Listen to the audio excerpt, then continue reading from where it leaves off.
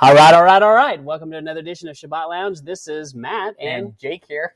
And we want to remind you of a couple of things. First off, we want to say thank you for stopping by. And tuning in and giving us your valuable time. And I wanted to show you we have something new. It's actually something old, something borrowed.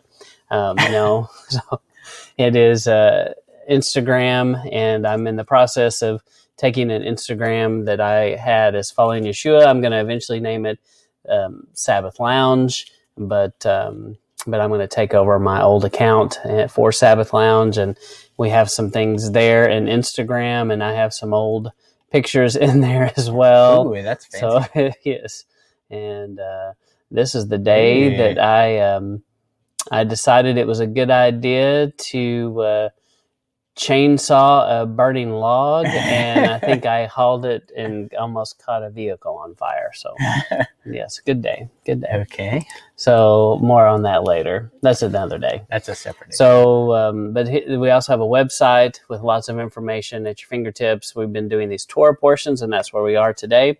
And if you click here, you will find these Torah portions are just a click away. So the weekly Torah portions all go here. And you can actually have access to seeing these slides if that's a benefit to you. We encourage you to share them, to use them, to steal any content you find there. This is really in a Torah approved manner. Yes. So, but anyway, we're going to talk to you today about another Torah portion. And so, Jake, what are we doing? I don't know. We're starting in the middle somehow. Oh, okay. So maybe we should start at the beginning. Hey, that's how it works. So this is Vayeshev, which means Andy dwelt. And not Andy. I was going to ask, who's Andy? Dwelt. So you have been asked who Andy was? Who's Andy? Who is Andy? So you go to Genesis 37 to 40... verse 23 to find out who Andy was. Yes, who Andy was. All right. So, and you see this famous painting, portrait of this. You know, as a kid, I didn't understand. I thought, wow, those guys are really there. And then later in life, I was like, oh, wait a minute. They posed these actors later and paid these people money. Mm-hmm. So anyway, I lived a sheltered life. Maybe not. So we see this comparison pretty early between Joseph and Yeshua, and that's kind of the main thrust of what we're going to talk about. And so what is this Torah portion about? Like generally about, I would say it's the beginning of the life of Joseph, and Joseph occupies a big section of Torah. In fact, one of the biggest sections of Torah is about Joseph, and this is the beginning of his life, kind of story. Yeah. So okay, I just wanted to catch that. So Jake, how is Joseph and Yeshua alike? Well, as you can see here, they're both the beloved son of their father. The father is delighted in him, right? Yahweh says, my son in whom I'm well pleased. And they're the apple of their father's eye, right? Yeah, exactly. So, or the almond of their father's eye. Oh, very good. Yeah. And so we found a lot of different comparisons, and one of them is they both foretell that one day they're going to rule. And so in Genesis 37:7, you've got this dream, and then in Matthew 26:64, it talks about you shall see the Son of Man sitting on the right hand of power coming in the clouds of heaven. So you've got this similarity. And what's the next one? Right. So then the next one is being accused of being a dreamer.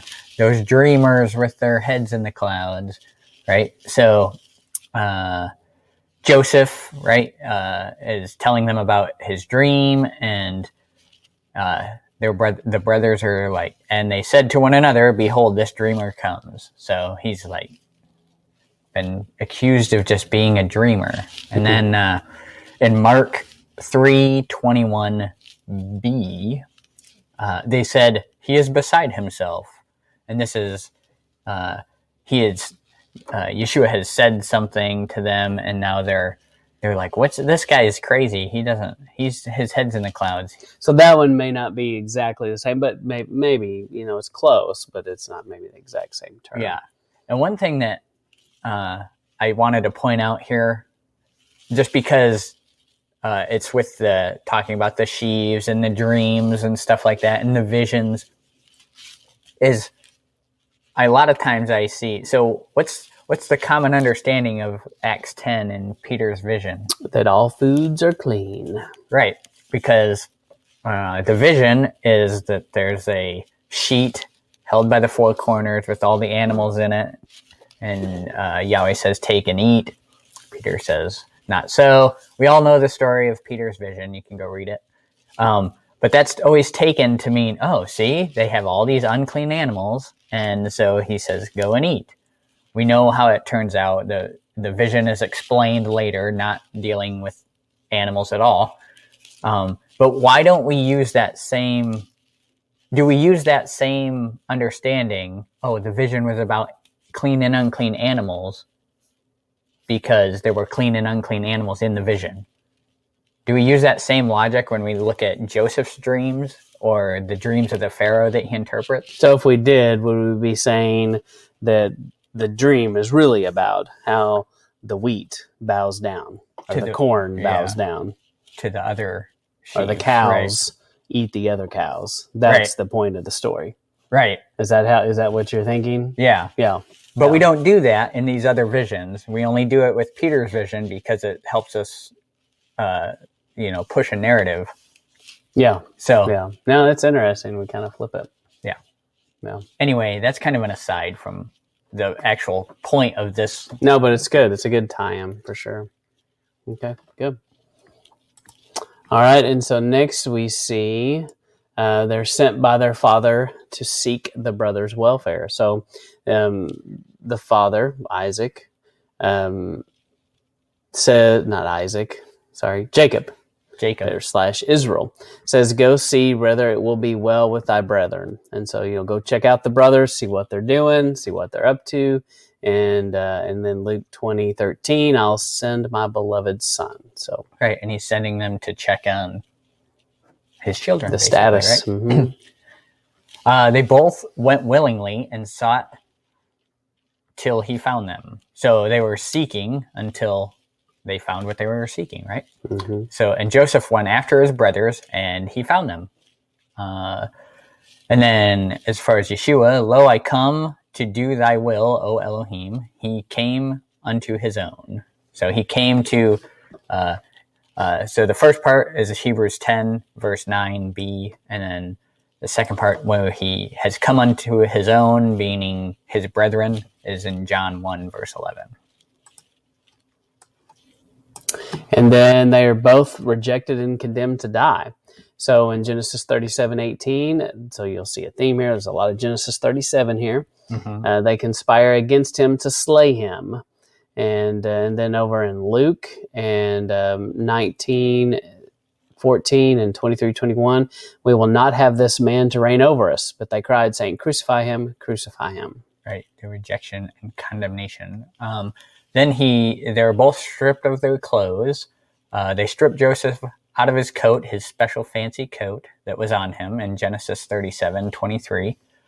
And talks about how they stripped him, being Yeshua, before he went up on the cross, on the Staros, in Matthew 27:28. And we also want to challenge you to research the coat of many colors. It may not have been the coat of many colors, as Dolly Parton once sang. Yeah.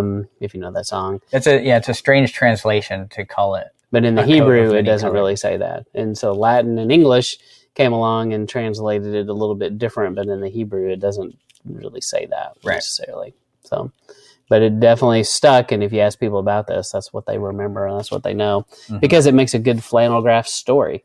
We've got the little Joseph, and and a musical. Yes, it makes a good musical. Mm-hmm. Yeah. So they're thrown into a pit, alone and forsaken, and they took him and cast him into a pit in Genesis 37:24. And then in Matthew 12, we do know that Yeshua was in the grave for 3 days and 3 nights in the heart of the earth. Right. So So you've got a lot of interesting comparisons between the two. And then your turn. Yep. So both were sold for silver into the hands of the Gentiles. So they sold Joseph to the Ishmaelites 20 pieces of silver, and they brought Joseph into Egypt from Genesis 37:28, which is greater than Genesis 37:28b. Oops. I don't know, not really understanding that. No. So Genesis 37:28 talks about that. And then, of course, Judas. Right, they bargained with Judas for the 30 pieces of silver in Matthew 26. And Judas has another connection like Judah. The Jews, duh. Yeah. Mm-hmm. And raised from a pit. And they drew and lifted Joseph up out of the pit in 37:28. And also in Psalms, mentioned Psalms 40 talks about being lifted out of the pit, out of the mud and mire. Mm-hmm. And then I don't know that because of YouTube, by the way. For all the U2 fans out there, which I'm sure that you're tuning into this because you're a U2 fan. Right. No. Yeah, I thought you were saying YouTube. I was like, well, YouTube. Of course we've all learned everything that we know from YouTube. Yeah. That's right. Lord. No. And so, and then 1 Corinthians 15:4, he rose again on the third day according to the scriptures. So this idea of rising from the pit, and nothing like the Batman character that crawls out of the pit. Nothing like that. So what was that? Batman something? I don't know. Dark Knight Rises. Yeah. I don't know where it was rising to, but it took him 3 hours to do it. All right. Little shout out to Pittsburgh Dad. So became a servant. So Joseph was brought down to Egypt, and he was in the house of his master, the Egyptian. Right. So, and we know that he served the Potiphar, and he served the Pharaoh, and was the right-hand man and everything. Did he play tennis? Yes. Okay. In Genesis 39:1-2 is the tennis chapter. Yes. And then as far as Yeshua, I am among you as he that serves, right? And Luke 22:27, and he took upon him the form of a servant. And that's Philemon 2:7. So that's talking about the coming of Messiah, who he will be. He will be someone that acts as a servant. And also, he talks about being a servant at the Last Supper, as it's called, right? Mm-hmm. Washing of the feet and everything. Yeah. So everything he does and everything he did prospered. And the Lord made sure that all that he did prospered in his hand. Genesis 39:3b. And then in Isaiah 53:10, we see the pleasure of Yahweh shall prosper in his hand. So definitely everything both of them did, was blessed. Yeah. No, the resisting of temptation. Obviously, the temptation in this Torah portion is with Potiphar's wife. She's coming on to him, and he's having none of it. She's a she-devil. And so that's Genesis 39. Cougar. I don't know that I would go along with you on that. But I'm a little fuzzy on the actual definition of the word. Genesis 39:7-12 talks about that. So go read about, what is this cougar that you're talking about? When an older woman pursues a younger man, because he was probably younger than her. But at this point, I don't know. They might have been the same age. And then for Yeshua, for such a high priest was fitting, who is holy, harmless, undefiled, separate from sinners. So that's in Hebrews 7. And when we look back at Hebrews 4, we see he was in all points tempted like as we are, yet without sin. So he resisted that temptation of sin. And then we included in here also the temptation of Yeshua in the wilderness after his baptism, of course, from Luke 4. Yeah, and that seems to really fit. Very similar. They're both falsely accused. In Genesis 39:17, the Hebrew servant whom thou hast brought into us came in to mock me. And so, and then in Matthew 26:60b and 61a, I can't see it, and I don't know why. It's that crazy bar down there. Bear a false witness and said, I'm not sure. You're going to have to look that up. We don't know how to get rid of the little box. And we can do if we say X out of it, can we? Oh, no, you've done it. There. You meant escape. What did I push? 1? At last came 2 false witnesses. Oh, yeah. And then they falsely witnessed about Yeshua. There, we fixed that. Yeah, fixed it. We showed that who was boss. We're number 1 with technology. Okay. Numbered with the transgressors, Joseph's master put him into the prison, a place where the king's prisoners were bound. So in Genesis 39. And then Yeshua, of course, there they crucified him and the malefactors, one on the right hand and one on the other. So he was numbered with the transgressors. He was put on the storehouse with the other people that had transgressed. Also, it says he was numbered with the transgressors when he's in the garden, and it's before he's in the garden. It's when he tells them to go buy a sword, sell what you have and go buy a sword. And then it says there, he was numbered with the transgressors. So it even uses the phrasing, numbered with the transgressors. Promised deliverance to a condemned man. So in Genesis 40:13, we see, yet within 3 days shall Pharaoh lift up thine head and restore thee. So, and then Luke 23:43b, as he's on the cross, he says, today you shall be with me in paradise. So deliverance, not the backwoods, not the banjos. Doing banjos. I hear paddle faster. I hear banjos playing. Yeah. So I've been there. I've been on that kayak. I've actually been on that kayak in Arkansas. Yeah. And said the very phrase and had to paddle faster. Not because the banjos were playing, but because it was raining. So you always have to paddle faster in the rain. Yes, that's right. You don't want to get wet in a kayak. So, but we did borrow some things here from Jews for Jesus from this website. And this came from a newsletter from 1985, and they had a pretty good comparison in there. So yeah, and so we're gonna kind of go back over some because I know we hit some of those things a little quicker, but we wanted to dive a little bit deeper in here. And so we have the split screen of Joseph and Yeshua. And so Jake, you talk about Joseph, and I'll talk about Yeshua. How about that? Okay, so we're gonna cross the hands and give the blessing. But it's the same, yeah. Okay, Joseph, he was sent by his father to check on his children. And where Yeshua is sent by his father to check on the lost sheep. And it's almost like the lost sheep are the children of Israel. I know. It does seem to make a direct connection to that. Well, Joseph was rejected in that. And just like Yeshua was also rejected by his counterparts, his brothers, if you will, did not accept him. Yeah. And well, Joseph, he went away to prepare a place. How does Joseph go to prepare a place? Well, you see, he goes away to Egypt, and he prepares a place for them to get away from the provision. Famine. Yes, he prepares. Yeah, that's exactly right. So, and Yeshua goes to prepare a place for us. You thought you were tricking me. Yeah, I did. I knew what you were saying. Mm-hmm. And then he was sent by his father to check on the children, aka the tribes, and rejected, and he went away to prepare a place. So I think we could have gotten rid of that one. We just like to say it in several different ways, so you really get what we're saying. That's right. And then you do see this very strong comparison here between a kid goat that's slain to atone. So what do you think about all that?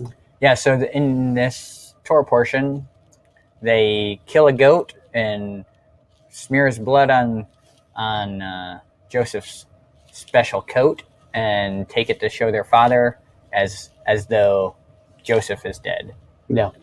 And then just like Messiah is, he's the lamb that's slain, but he's also the scapegoat, right? Mm-hmm. From Leviticus. Right? Yeah. So. And you also have this betrayal for silver. So this both this happens to both people here. There's a money exchange and a betrayal. Yep. And so they're sold to Ishmaelites, and I put /Edomites. I think when I researched this, in the account with Yeshua, it's the Edomite Herod. And so if you've never studied that, you should study his lineage. And I believe if you really study it out, you'll come to the conclusion that Herod was an Edomite, which is a descendant of Esau, and that he should have never been the high priest, and he had robbed that position. And John the Baptist was probably the legitimate high priest, and that has still been robbed even to this day. I believe that's unfortunately we still see many of the Edomite lineage that claim to be Jews, but they probably are Edomites in reality. Mm-hmm. So, but it is an interesting comparison of having been sold to the Gentiles, if you will. So, right.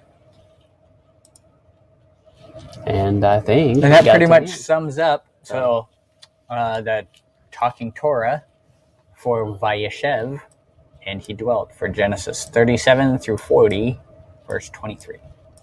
And so once again, we hope to pique your interest, and maybe there's some things that we said here that you haven't heard before that you want to go back and research and find out more and dive deeper.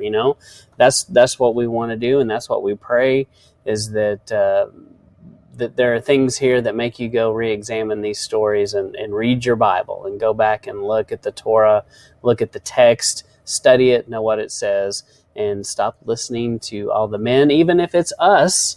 Go back to the source. Right. So, yep. And we thank you for stopping by and checking us out. Jake, any final thoughts? Any last words? Nope. That's it. Tune in next time for the continuation of Joseph's story. That's right. There will be more. Thank you. See you next time. Out.